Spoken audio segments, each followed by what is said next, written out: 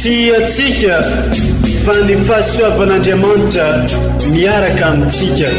Isika fa ny fahasoavan'Andriamanitra miaraka amintsika noho izy roantsika sandrivaky sy asantsika miaraka aminy. Ny fianakaviana no taniketsa ipoiran'ny vocation. Déploie ton cœur et viens nous sauver. Délivre-nous de tout. Fa sisika tokoa fa ny fahasoavan'Andriamanitra miaraka amintsika. Sisika fa ny fahasoavan'Andriamanitra miaraka amintsika noho izy roantsika sandrivaky sy asantsika miaraka aminy. Fa olo raika atikoatran'isika ao aminy, fianakaviana iray ao aminy, tsy misy hevitrevitra. Ny olo no mampizara indraindray, fa Andriamanitra i Jesoa lay mpiandrony tsara ranolotra ny aina olo raika, ary ao amin'ny fiangonana ao amin'ny eglizy dia sambatra antsika mahasapa an'izay.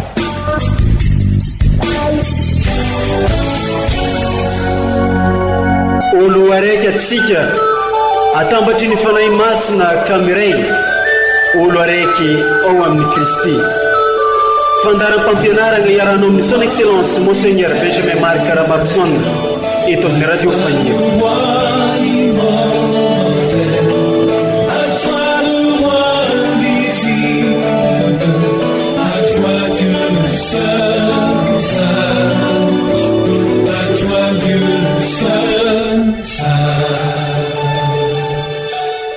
Amin'ny fo feno hafalena no iarabagnantsika jiaby amin'izao fotoana izao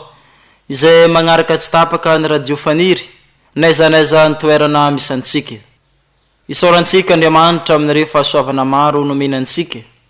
Agnatin'ity taona jobily ny famonjinantsika ity dia ivavaka mandrakariva antsika mba hahatonga antsika ho tena mpivahiny ny fanantenana tokoa. Amin'ity alahady tsotra fahadimy mandavantaona ity dia omeny eglizy loha hevitra antsika dia ny hoe isika tsirairay no antsoin'Andriamanitra sy hirahiny. Mampiditra antsika amin'ny fahazahoana izany loha hevitra izany ny toronkira fidirana manao hoe andeha isika iankoka sy hitsoaka an'Andriamanitra mandoalia eo anoloan'ny Tompo nanao antsika fa izy no Tompo Andriamanitsika. Ndeha hoenointsika sy rasintsika ireo vakiteny masina omeny eglizantsika amin'ity alahady fahadimy mandavantaona taona dia ity izay arahiny fampianarana ray aman-drenitsika dia Monseigneur Archevêque Benjamin Marc Caramarson.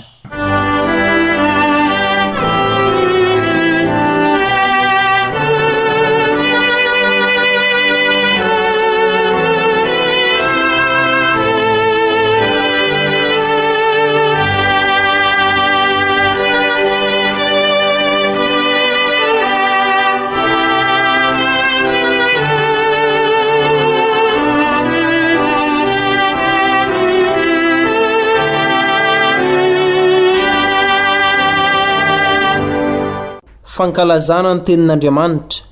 vakiteny masina voalohany, boky izay ampaminany. Tamin'ny taonana hafatesany Osiasa mpanjaka no nahitako ny Tompo nipetraka teo ambonin'ny seza fiandrianana avo sy manerinnerina, ary nahafen'ny tempoly nirebareba ny akanjony. Ny serafima nitoetra teo agnatrehany, niantso mafy izy ireo, ny famalika nanao hoe masina, masina, masina ny tompony tafika. Feno ny voninahiny ny tany rehetra. Ny ozongozona ny fanamban'ny vavahady noho ny feon'izay niantso mafy, ary tonga feno setroka ny trano. Ka hoy aho tamin'izay, idiran-doza aho, maty aho, fa izaho olona maloto molotra, ary ny firenena itoerako maloto molotra. Nefa aho nahita maso ny mpanjaka, tompony tafika. Kanjo nanidina nanatina ay ny iray tamin'ireo serafima, nitondra vainafo teny an-tanany, nalainy tamin'ny tandro teo ambonin'ny hotely. Nakasiny tamin'ny vavako zany dia hoy izy, jereo, efa voakasiky ty ny molotrao, ka voahisotra ny elikao ary voaonitra ny fahotanao. Dia nandreny feon'ny tompo aho nanao hoe, iza no iraiko ary iza no andeha ho anay? Ka hoy aho, inty aho, irao aho. Izany ary ny tenin'ny tompo, isaorana ny Andriamanitra.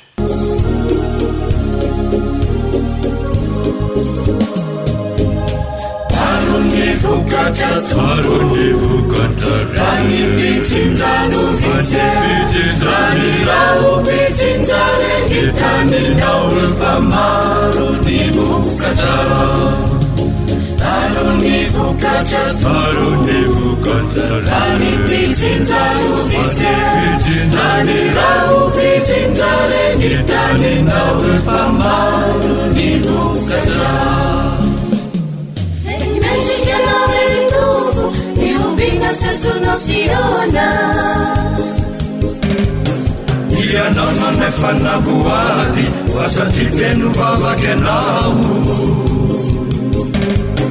kaizay mananana rehetra samy tonga makeo aminao nofesana ny aloka ao kanjanao rehefa mela fisoana eny sambanao azy vao fidy iaramonina adraminao Vaikukanireo zavatsoa sy niasiny tempolinao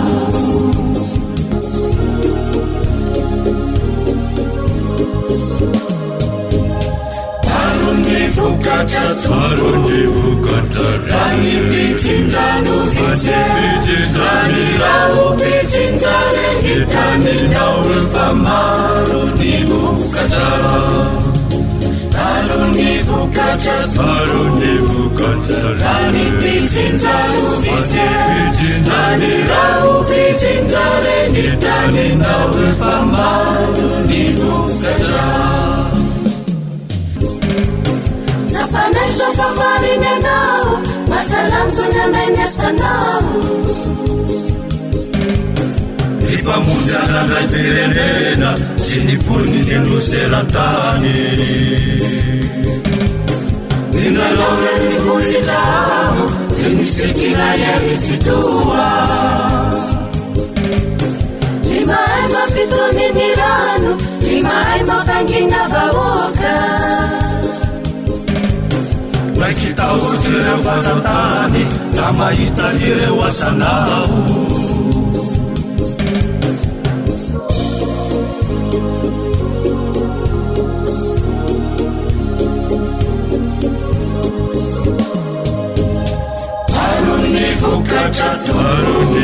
Rani pitsinjano vitse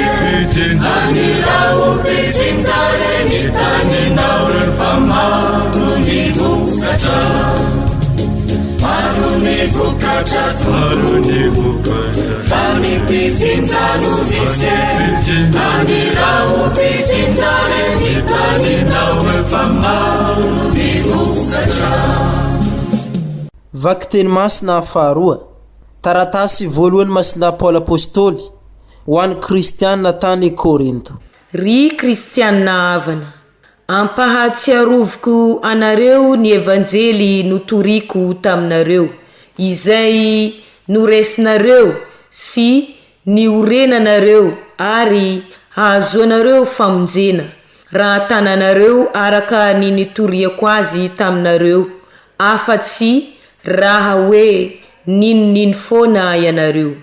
Izao ny zavatra nampianariko anareo ho isan'ny zavatra voalohany indrindra araka ny nandresako azy, maty noho ny fahotantsika i Kristy araka ny soratra masina, dia nalevina izy sy nitsangako velona tamin'ny andro fahatelo araka ny soratra masina, ary niseho tamin'ny Sefasy vao tamin'ny 12. Manaraka izany dia niseho tamin'ny rahalahy tsy omby 500 izy, ary mbola velona mandrakankehitriny ny ankambandroany ireny, fa ny sasany ihany no efa nodimandry. Raha efa izany dia niseho tamin'i Jakoba izy vao tamin'ny apôstôly rehetra, ary faran'izy rehetra mba nisehoany koa aho, dia izaho izay toy ny tsy tonga volana. Fa ambany indrindra amin'ny apôstôly aho, ary tsy mendrika antsona hoe apôstôly akory aza, satria nanenjika ny eglizin'Andriamanitra aho, saingy ny fahasoavan'Andriamanitra no natoy izao ahy. Tsy foana tao anatiko anefa ny fahasoavana, fa ny asa bebe kokoa no izy rehetra aho. Na tsy izao fa ny fahasoavan'Andriamanitra niaraka tamiko. Koa izany ary no torinay, na izao na izy ireo, ary izany koa no ninoanareo. Izany ary ny teny ny Tompo, isaorana ny e Andriamanitra.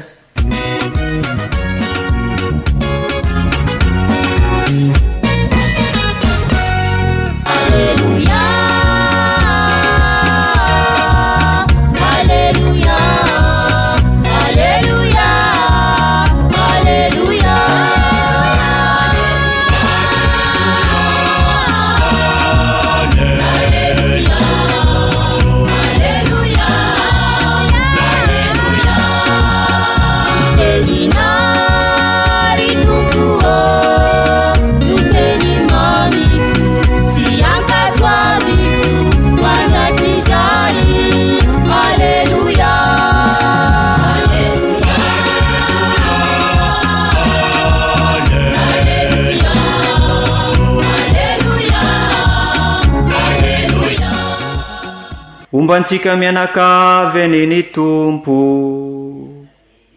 ho tanteraka tokoa ny iza, ny vaova mahafaly de Jesosy Kristy Tompontsika, araka ny soratany Masinday Lioka. Voninahitra neo anao ry Tompo. Tamin'ny zany andro zany, i Jesoa nijoro teo amoron'ny farihiny Genezareta, ary nifanesika taminy ny vahoaka mba hiaino ny tenin'Andriamanitra. Nahita sambo kely roa niantsona teo amoron-drano izy,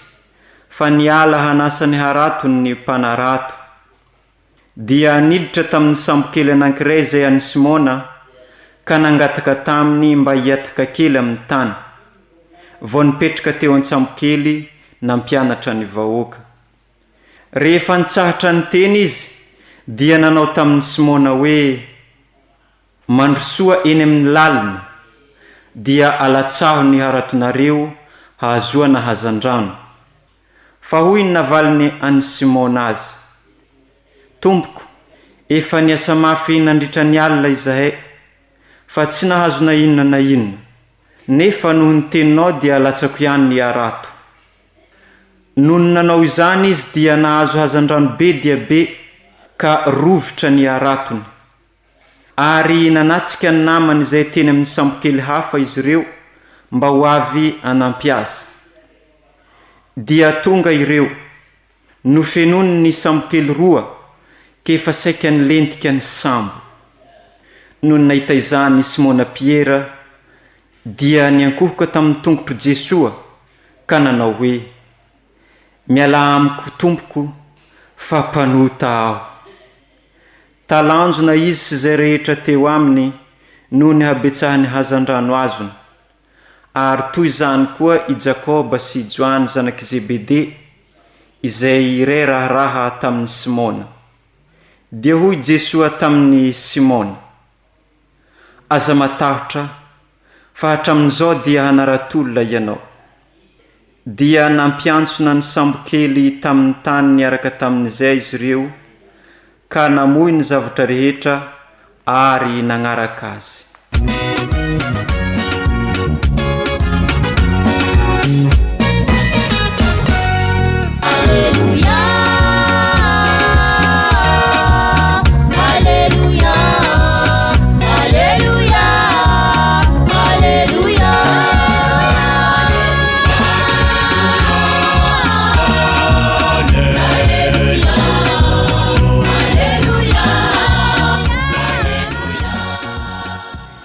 izany ary ka ankalazaontsika ny teny ny tompo de raneo anao ry Kristy.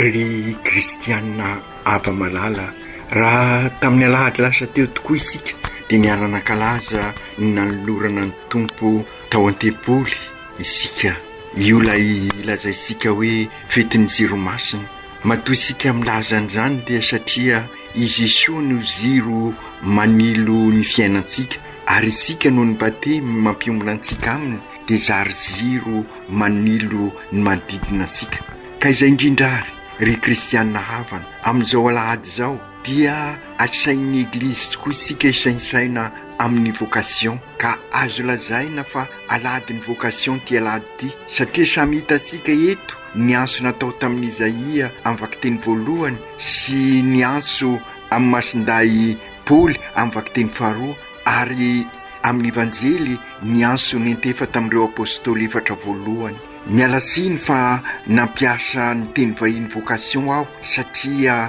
io no afaka tena malaza ny ason'Andriamanitra eritreretintsika rehefa miresaka an'izany vocation zany satria sy ason'Andriamanitra fotsiny ny vocation fa mitaky ny valy avy amintsika ary avy eo ny fiainana mifanaraka amin'izay ason'Andriamanitra sy ny valy avy amintsika. Ka izay indrindra ararotsika ary ity alahady fahadimy mandavataona ity miainga avy amin'ireo tenin'Andriamanitra rosiny eglizy ireo iandinika na dia sy andalina aza mikasika an'izay vocation izany sa indrindra amin'izao taony jobily izao izay iantsonantsika ho mpivahin'ny fanantenana ka andiniantsika n'izay hoe ahona marina ny velomantsika n'izay mahampivahin'ny fanantenana izay ary amin'izao etrehantsika ny synode fafito fizanonana fahatelo izay vocation iainansika ny maha-kristianina katolika sika ary io synode io no tanjona sy fototra ivelomansika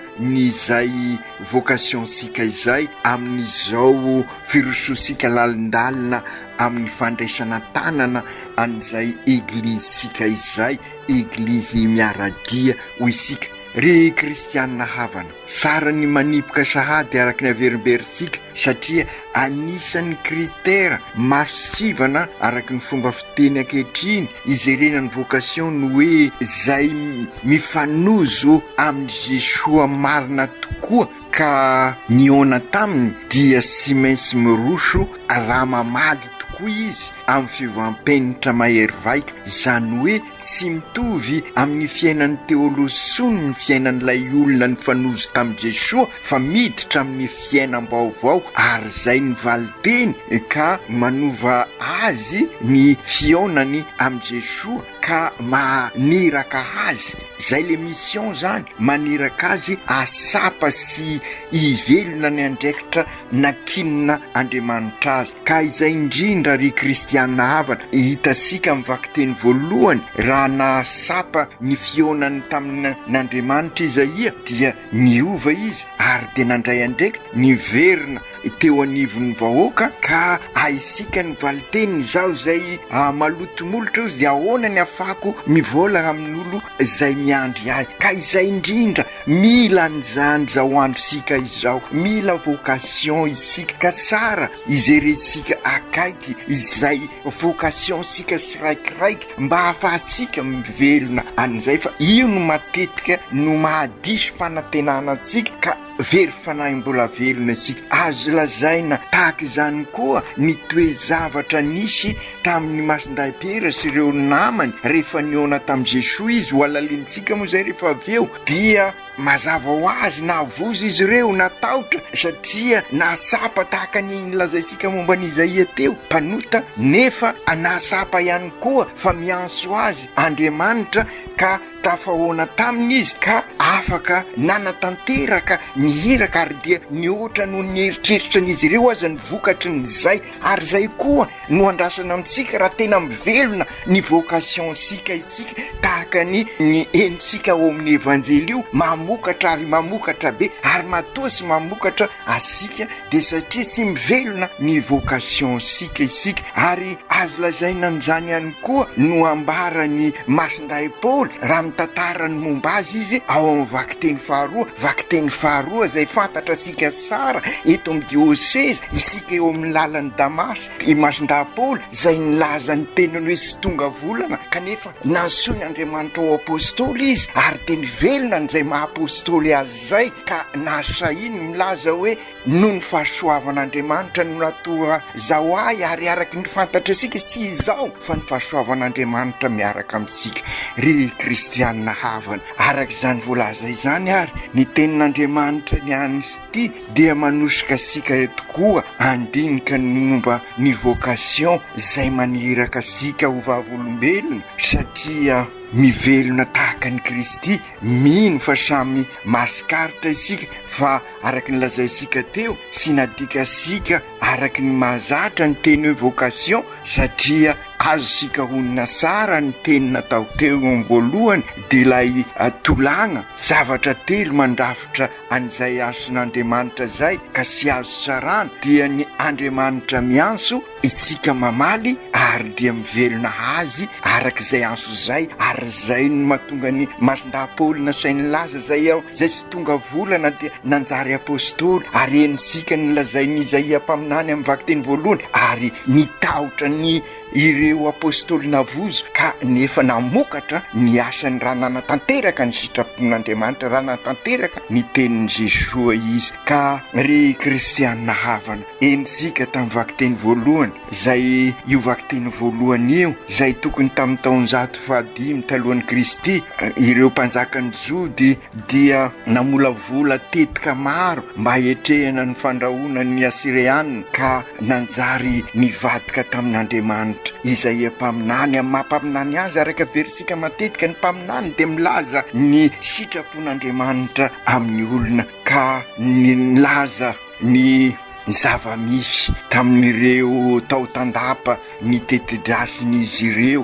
zay manambarany sy fampiny finoana ka mampivoana ny asa tao ka mitaky fibebahana ary zay koa ny sy mainsy ataosika miatrika n'izao krizy maro izao sy mainsy milaza ny eglizy ary manambara matetika manafotoina ny olona izay fa mahampaminany azy ny eglizy dia manambara sy afaka hipetraka amin'ny toerany fanjakana izy fa nefa sy mainsy conscience tahaka n'izay eto mampieritreritra mampandinika ka manambara ny afatra n'Andriamanitra ny anso nataony Isaia de toy ilay fotoana nafantaran'Andriamanitra avo indrindra ka raha manaraka ny vocation'ny olona de afaka manadio ny fo ka amin'izay mirotra amin'ny fiainana araky ny sitrak'Andriamanitra ary de zay zao taon'ny Jobily ibebaka isika ary hiasa ny famindrapon'Andriamanitra ka hiavao tokoa ny fiainansika ary zay no mampivahiny ny fanantenana sika mamafy hafaliana fiadanana lay fihavanana sady kristianina ny malagasy anasitrana n'izao aretina mikika asika izao ny vakiteny faharoa kosa ry kristianina havana dia manambara araky ny voalaza sika teo ny tenin'ny masinday Paoly tamin'ny kristianina tany Korita ka manambara ny toesain'olombelona zay mbola mikiky ny korintianina tamin'izay ka manana fiainana mifanohitra amin'ny vaovao mahafaly sy manao ny asan'Andriamanitra fa ny asan'izao tontolo izao no manjaka ka izay indrindra no entiny masinday Paoly rehefa nandray an'i Kristy ny sangako velona raha mifanozo amin'ny Kristy ny sangako velona dia aoka anambaran'izay fiovana ao amin'ny Jesoa izay ka ambarany ny eksperiansy ny ainany ka ny eksperiansy ny ainany dia hoy izy hoe afaka mampiova tokoa ny fahasoavan'Andriamanitra. Raha ny vaky teny fahatelo araky ny lazaintsika teo, ny evanjely dia mitantara amintsika kosa fa ny fanesika te hiona amin'ny Jesoa ny vahoaka satria nahita izy ireo fa i Jesoa no ilay ziro afaka nazava ny fiainany ka nasapa fa afaka anovany izay fiainany izay ka nahatonga ny Jesoa ny angavy an'ireo mpanarato mba hanome samboka kely azy hiampitany ka efa hitantsika amin'izany ny asan'ny eglizy ary Piera, ny asan'ny apôstôly. Ny eglizy dia hitondra ny Jesoa hiampita ka niala tamin'ny andraikitra mahampanarato azy izy ireo ary dia teny amin'ny lalana indrindra no niantsony Jesoa azy ireo ka nampirosiny Jesoa mba anatanteraka ny izay fanaratona izay izy ahitany fa eo amin'ny ivony fiainantsika izay vocation izay fa sy hoe zavatra ivelany ihany araky ny fantatra sika teo ampanenjehana ny finoana i Paoly no antsoina ka izay koa ny vocation sika dia sy zavatra ivelany fiainantsika ka enosika teo fa niezaka ny asa ireo apôstôly dia nananatra ny Jesoa azy izy ireo satria nieritreritra hoe spesialista kanefa nampirisika azy ireo Jesoa ka raha nanaiky ny tenin'ny Jesoa izy ireo dia fantatra sika ny vokatra n'izay dia izay no mahatonga sika mivolagna mandrakariva ry kristianina havana raha manao ny asan'Andriamanitra isika dia Andriamanitra nanao ny asa sika ary lavorary kokoa azy satria lavorary Andriamanitra ary dia izay vocation fanaovana ny asan'Andriamanitra zany hoe Andriamanitra mianso asika eo anivony io fiainansika io ary manatanteraka ny asasika eo anivony fiainansika io ary dia raha miaraka amin'ny tokoa isika dia mamokatra na dia misy aza ny fizaliana fantatra sika amin'ny masinday Paoly ambarany inona ozy izy ny sy mbola neritako fa inona ny mety ampisaraka amin'Andriamanitra fahoriana kapoka sy ny sisa amin'izany rehetra zany dia sy izaho sonony novelona fa i Kristy anomezana voninahitra an'Andriamanitra ka izay indrindra ry kristianina havana afaka mandrefy ny fomba fihevitsika an'Andriamanitra isika amin'ny alalan'ny reny sedra sy maro ireny ary hitasika teto ny valiteny nataon'ireo apôstôly teny ambonin'ny lakana rehefa nahazo ny vokatra maro be izy dia nasapany sy fahamendrehany nilaza i Piera fa mpanota izy sy mendrika ka izay indrindra ry kristianina havana izay koa no valiteny nataony masinda Paoly ao amin'ny vaky teny faharoa fa mahavita zava-mahagaga sy lehibe Andriamanitra ary afaka manova ny fosika afaka manova ny fiainansika ary dia ny eksperiansin'ny Paoly no manambaran'izany izy izay mpanenjika zary apôstôly ny Kristy amin'izao ka izay indrindra aoka isika samy andinika ny vocation sika rehetrarehetra ary ametraka n'izay amin'ny tena toerany fa sy hoe vokatry ny sentiment fosiny fa diniasika sara ary izao taona zobily izao anampy asika amin'izany satria matoa ny ova i masinda Paoly dia satria ny fanozo tamin'i Jesoa ny tsangako velona izy ary nahita n'izany hoe fivelomana izany ary nahita an'izany hoe Kristy famozena izany ary izay no ankalazaisika amin'izao taona jobily ny famozenasika izao ary izay ihany koa ny sapany ireo apôstôly de Piera sy ny namany izay araky ny fantatra sika zany mpanarato izy ireo dia nanjary mpanarato olona satria nandray ny tenin'Andriamanitra zany hoe namaly ka nandrafitra ny fiainany arak'izay valiteny izay ka nandao ny arato izy ary izay ihany koa ny afatarana ny valy avy amintsika raha mahafoy isika zany hoe sy ny sitraposika no tanterainy fa ny sitrapon'Andriamanitra ary vonina manolo tena ihany koa ary manompo ny vokatrin'izay hoe manolo tena izay ka mihoatra lavitra no nieritseritra sika ny vokatry n'izay rehetra zay araky io evanjely vo vakisika io resy teo amin'ny seritry ny asa fanaony mahazatra i Masinday Piera sy ireo namany nandresy azy Jesoa zay nifanozo taminy ka nasehony Jesoa fa voafetra ihany ny herisika olombelona na de spesialista aza sika ka raha eo anatrehan'Andriamanitra sy mahavita na inona isika ary izay indrindra raha sy miaraka amin'ny ary dia sy amokatra isika ho indrindra i Masinday Piera enisika teo niasa fatratra izahay fa sy nahazo kanefa noho ny teninao dia alasakay ny arato ary ndroso lalindalina koa izy ireo ary zay ny atao hoe valy avy amintsika ary zay ihany koa ny atao hoe fiainana araka ny zay valy ny araky ny vocation sika izay ka ndroso ny amin'ny lalindalina koa ka ny fanaratona matolagaga eto dia manambara ny fahombiazany zay mifikitra sy matoky ny asan'Andriamanitra satria zay manao ny asan'Andriamanitra ho isika dia Andriamanitra nao ny asany izy no miaso izy ny tompona andraikitra voalohany amin'ny asa ny anjara sika dia ny manova ny fiainansika araky ny sitrak'Andriamanitra ary zay no ambarany Isaia mpaminany amin'ny vakiteny voalohany izay ny fiainan'ny Masindahy araky ny ambarany amin'ny vakiteny faharoa sy misy olona sy manam-pahotana ary sapa izany raha miona sy mifanatrika amin'ny tompo niaina experience ny Masindahy Piera ka rehefa nahita ny asan'Andriamanitra ka nahasapa an'izay sy famendreny zay ka nilaza teo anatreny Jesoa mela amo satria mpanota aho dia tateorina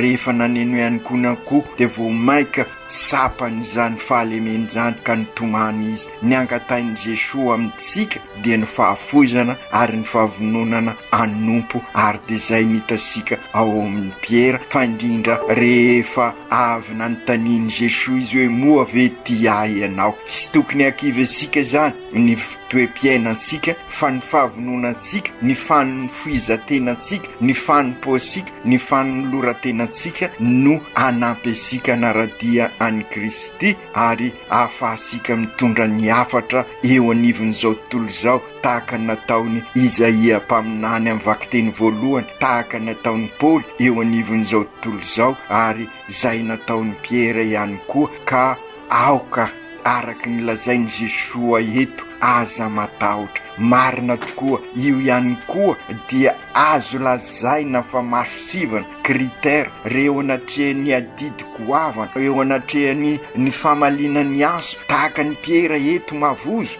dia miteny amintsika Jesoa ary io dia anisany teny fankaherezana ao amin'ny Baiboly isaky ny misy an'izay resaka vocation izay hitasika ny teniny ny arkanjely Gabriely tamin'ny masiny Maria aza matahotra zany hoe manome toky Andriamanitra ho an'izay antsoiny fa miaraka amin'ny fanandrasany dia ny valiteny avy amin'ny zay antsoiny anaraka aminy ka ny tena fahagagana zany sy hoe ilay fampitomboana ny ensika eto na ny isany ny laoka na ny trondro voaray na ny amarozany fa ilay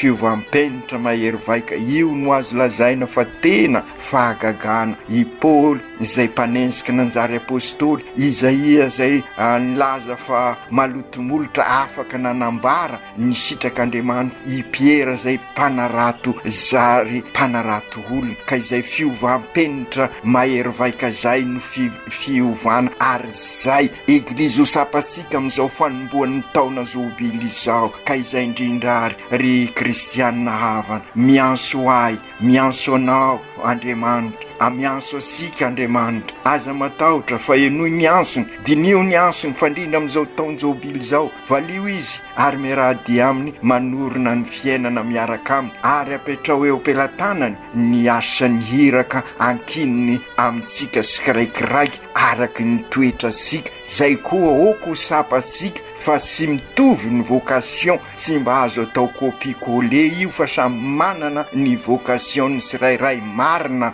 misy zay azo eritreretina araky ny lazaisika teo fa samy manana ny asony ny sirairay ka oka ho sapasika fa momba sika mandrakariva Andriamanitra ary mankahery isika izy ka raha manao ny asany sika dia mokatra be. Masiny Maria renin'Andriamanitra ianao no nandray anso voalohany ary nanatanteraky izany matokony ny vavakao izahay fa indrindra amin'izao taonjobily izao ka tonga anay tokoa mpivahiny ny fanantenana mamafy afaliana fiadanana ary fihavanana sady kristianina no malagasy. Toano miezaka ataonay amin'izao sinoda izao ka ho afaka norona lay trano be ombona nefa rava izahay. Masinday Josefa ray mpiaron'ny eglizy erantany io matokony ny vavakao izahay. Aoko tanteraka zany amin'ny anaran'ny Ray sy ny Zanaka sy ny Fanahy Masina.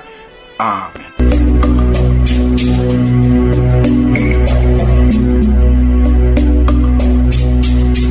Tsy atsika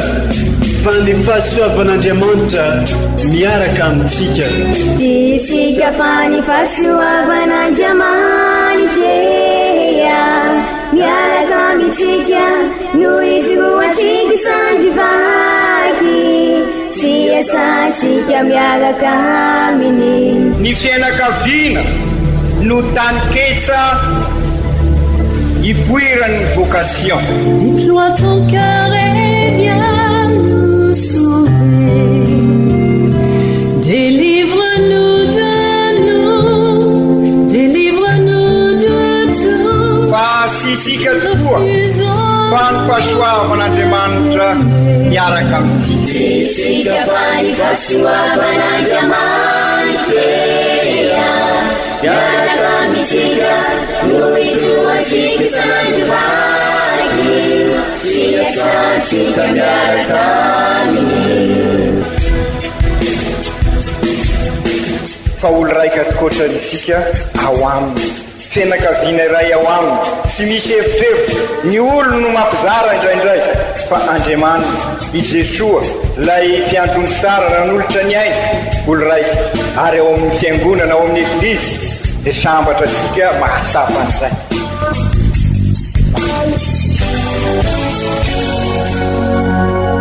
Olo araiky atsika atambatry ny fanahy masina kamiray olo araiky ao amin'ny Kristy. Fandaram-pampianarana iarano amin'ny son excellence Monseigneur Benjamin Marc Ramarsson eto amin'ny Radio Fania.